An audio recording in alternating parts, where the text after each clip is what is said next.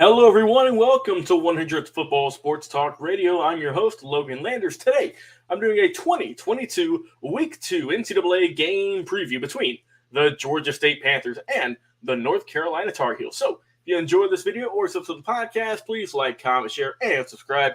We go live each and every single week, Facebook and YouTube.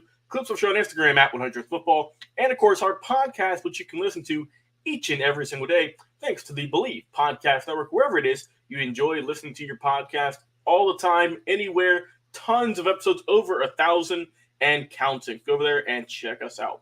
Let's get into this game here, the Tar Heels versus the Panthers. Well, both these teams are finally underway. Georgia State played last week against South Carolina, while North Carolina is on their third game now. They've played a good season so far, 2-0 on the young year. Let's talk about these Panthers first with Georgia State and what they did last week, how they can improve, and if they can get the upset win this upcoming week.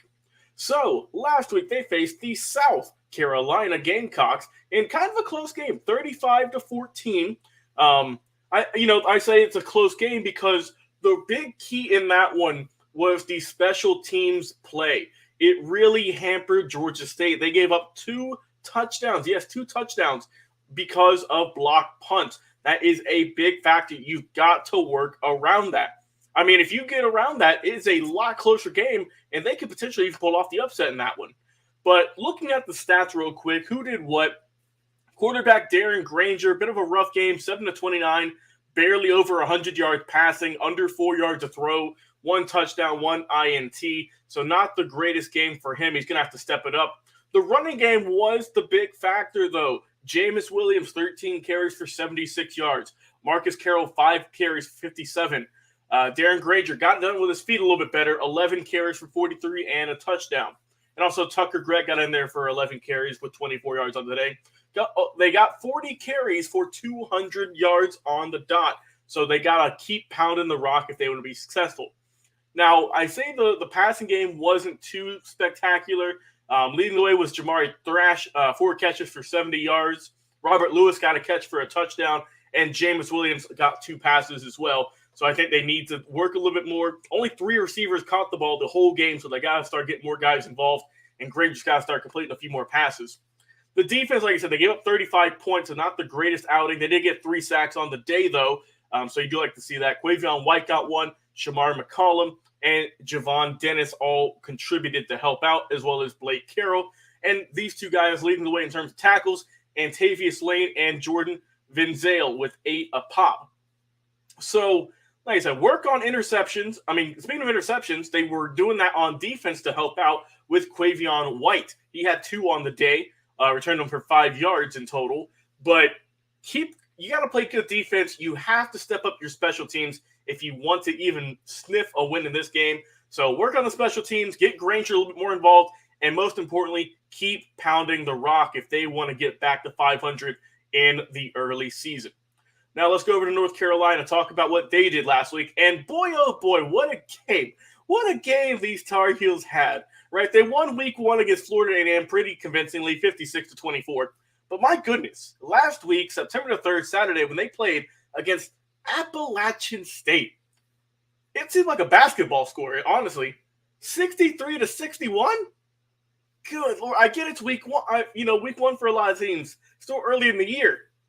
But if you look at this game, they gave up 40 points in the fourth quarter. For some teams, that takes a few games to get that many. They gave up 40 points in the fourth quarter.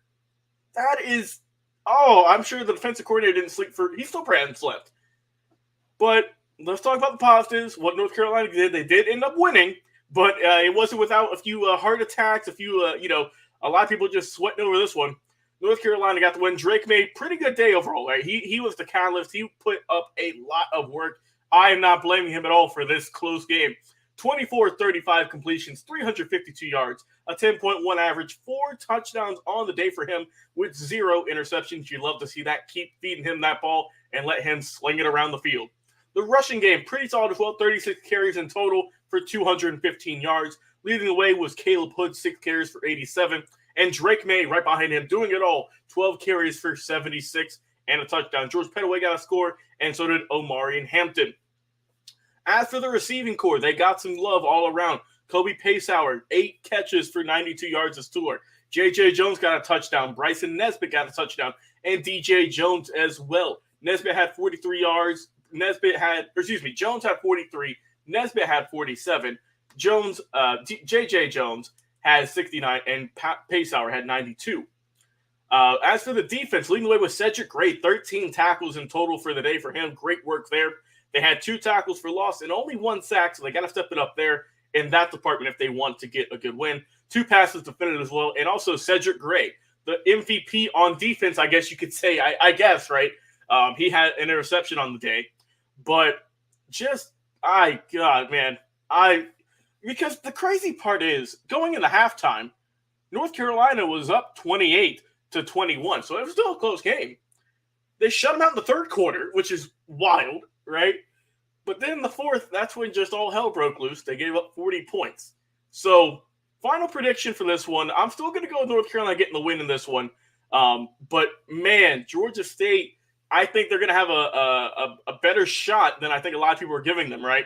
You got to have Granger have a better game.